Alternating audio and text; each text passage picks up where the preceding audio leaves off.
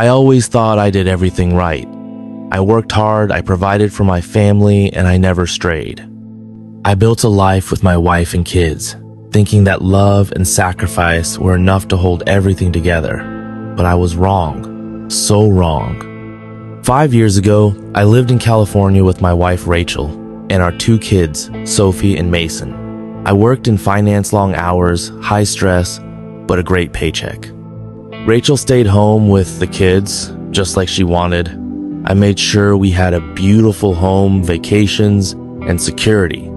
But apparently, security wasn't enough. It started subtly. Rachel would make offhand comments about how I was always working, how I wasn't fun anymore. I brushed it off. Someone had to be the responsible one, right? I thought she was just overwhelmed with the kids. I promised her I'd take more time off, do more date nights, be more present, and I did. But the more I tried, the more distant she became. Then the late nights started. The phone calls she'd take in another room, the sudden obsession with going to the gym, getting her hair done, and buying new clothes. I wanted to believe it was just her trying to find herself again after years of being a stay-at-home mom. I was blind, willfully blind. The truth hit me in the worst way.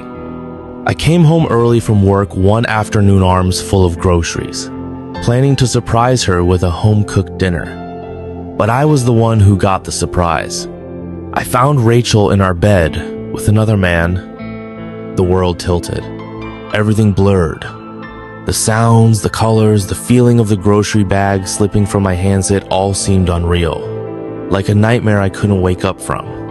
She didn't scream or beg for forgiveness.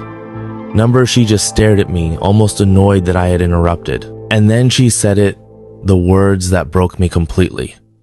Now you see how it feels to be neglected. Neglected. That was her excuse.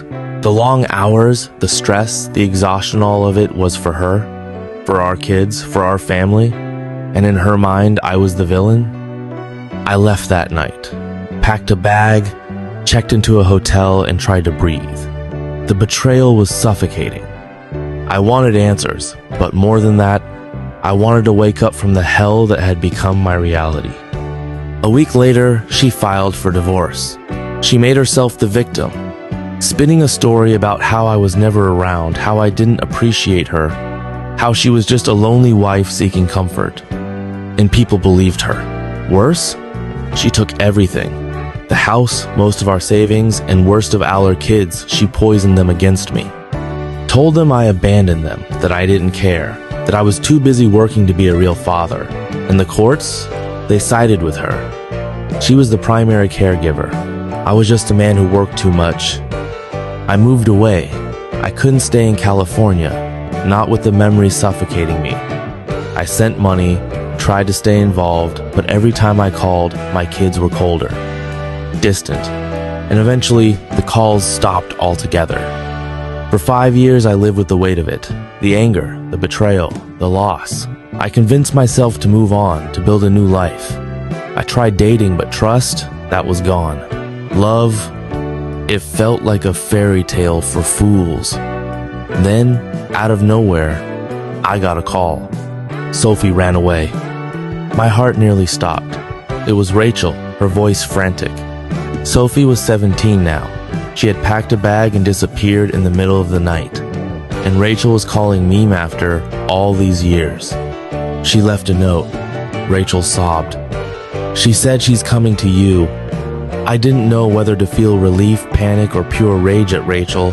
My daughter was coming to me.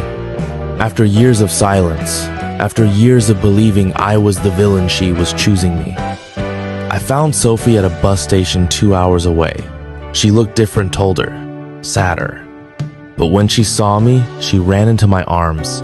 And for the first time in 5 years, I felt like a father again. She lied, Sophie whispered. Mom lied about everything. We sat in my car for hours as she told me the truth. How Rachel had turned her and Mason against me. How she had filled their heads with lies. But Sophie, smart and strong, had started seeing the cracks.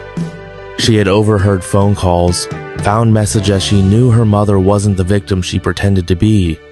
And when she confronted Rachel, the truth exploded. Rachel never stopped seeing the man she cheated with. In fact, she had been cheating on him too.